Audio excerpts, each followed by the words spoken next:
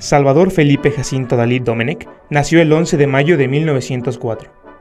Fue un pintor, escultor, grabador, escenógrafo y escritor español, considerado uno de los máximos representantes del surrealismo. Sus habilidades pictóricas se suelen atribuir a la influencia y admiración por el arte renacentista, un experto dibujante. Los recursos plásticos dalinianos también abordaron el cine, la escultura y la fotografía, lo cual le condujo a numerosas colaboraciones con otros artistas audiovisuales como Luis Buñuel. Una de sus obras más célebres es la pintura La persistencia de la memoria, realizado en 1931. París era la capital de moda de aquel momento. Siguiendo los consejos de Picot, su padre le envió a clases de pintura con el maestro Juan Núñez. Al año siguiente, su padre organizó una exposición de los dibujos a carboncillo en la casa, ahora sí que en la misma casa de Dalí. A los 14 años, en 1919, Dalí participó en una exposición colectiva de artistas locales en el Teatro Municipal. También participó en otra en Barcelona, auspiciada por la universidad, en la que recibió el premio Rector de la Universidad. Ese fue el comienzo de Dalí. En febrero de 1921, su madre murió a consecuencia de un cáncer de útero. Dalí tenía 16 años. En 1922, Dalí se alojó en la célebre Residencia de Estudiantes de Madrid para comenzar sus estudios en la Real Academia de Bellas Artes de San Fernando. Dalí enseguida atrajo la atención por su carácter excéntrico. Dalí practicaba el cubismo, lo que llamó la atención de sus compañeros de residencia, entre los que se incluían futuras figuras del arte español como Federico García Lorca, Pepín Belo y Luis Buñuel. En 1919, a la edad de 14 años, cuando cursaba el sexto de bachillerato en el Instituto Ramón Mauntier, editaron entre varios amigos la revista mensual de nombre Stadium. Había ilustraciones, textos poéticos, una serie de artículos sobre pintores de la época, como Goya, Velázquez, Da Vinci.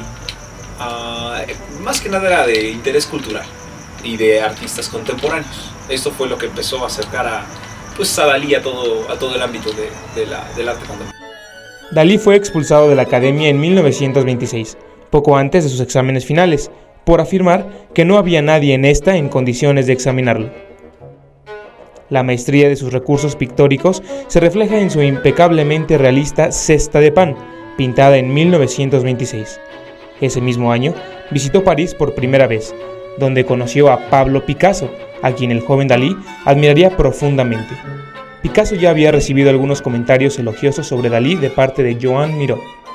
Con el paso del tiempo y el desarrollo de un estilo propio, Dalí se convirtió, a su vez, en una referencia y en un factor influyente en la pintura de estos. Algunas de las características de la pintura de Dalí de aquella época se convirtieron en distintivas para toda su obra posterior. Dalí absorbía las influencias de muchos estilos artísticos, desde el academicismo clásico a las vanguardias más rompedoras. Sus influencias clásicas pasaban por Rafael, Bronzino, Zurbarán, Vermeer y, por supuesto, Velázquez. En aquella época, Dalí se dejó crecer un vistoso mostacho que imitaba al célebre pintor Diego Velázquez y que se convertiría en uno de sus distintivos personales el resto de su vida. En 1929, Dalí colaboró con el director de cine Luis Buñuel, amigo de la Residencia de Estudiantes, en la redacción del polémico cortometraje Un perro andaluz, en el que se mostraban escenas propias del imaginario surrealista. En el ámbito doméstico, la relación de Dalí con su padre estaba próxima a la ruptura. Salvador Dalí se oponía al romance del joven artista con Gala y condenaba su vinculación con los artistas del surrealismo por considerarlos, como buena parte de la opinión pública, elementos tendentes a la degeneración moral. La tensión fue en aumento hasta culminar un enfrentamiento personal, a raíz de una noticia sobre Dalí publicada en la prensa, en la que se refería que un dibujo de un Sagrado Corazón de Jesucristo, expuesto en París por el joven, mostraba una inscripción en la que se leía: en ocasiones, escupo en el retrato de mi madre para entretenerme. Dalí se negó, quizás por temor a ser expulsado del grupo surrealista, y fue echado violentamente de casa el 28 de diciembre de 1929. En 1931, Dalí pintó una de sus obras más célebres, La persistencia de la memoria, obra en la que, según algunas teorías, ilustró su rechazo del tiempo con una entidad rígida o determinista. La exposición de algunas obras de Dalí, incluida la célebre Persistencia, levantó un enorme revuelo en Nueva York. Se organizó un baile en su honor, el Dalí Ball. Para Dalí, como figura política y social, le fue muy difícil expresar libremente sus ideas. Pues Dalí mantenía una posición que se juzgaba ambigua en cuestión de las relaciones de arte y activismo político. Los líderes del momento, principalmente André Breton, lo acusaban de defender lo nuevo e irracional del fenómeno itinerano, acusación que Dalí refutó afirmando que no soy itinerano ni de hecho ni de intención. Dalí insistía en que el surrealismo podía existir en un contexto apolítico y se negó a denunciar públicamente el régimen fascista alemán. Este y otros factores le hicieron perder su prestigio entre sus compañeros artistas y a finales de 1934, Dalí fue sometido a un juicio surrealista, del cual resultó ser expulsado. A esto, Dalí respondió con su célebre réplica: "Yo soy el surrealismo". En 1936, Dalí volvió a participar en una exposición surrealista, esta vez de índole internacional celebrada en Londres. En 1940, con la Segunda Guerra Mundial arrasando Europa, Dalí y Gala huyeron a los Estados Unidos, donde vivieron durante 8 años. En esos años, Dalí diseñó ilustraciones para ediciones traducidas al inglés de clásicos como El Quijote, la autobiografía de Benvenuto Cellini y los ensayos de Michael de Montaigne.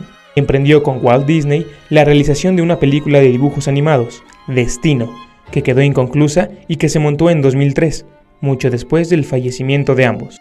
Fue una de las épocas más fructíferas de su vida, pero también discutida por ciertos críticos, que veían que Dalí difuminaba la frontera entre bienes de consumo al arrinconar la pintura y volcarse en el diseño de artículos comerciales. Gala murió el 10 de junio de 1982. Tras su muerte, Dalí perdió su entusiasmo por vivir. Deliberadamente se deshidrató seriamente, supuestamente como consecuencia de un intento de suicidio. Se mudó de Figueras al castillo de Púbol que había comprado para Gala y donde ella había fallecido. En 1984, un incendio de causa desconocida se declaró en su dormitorio. De nuevo, se sospechó de un intento de suicidio, aunque quizás se debiese a la negligencia del personal doméstico.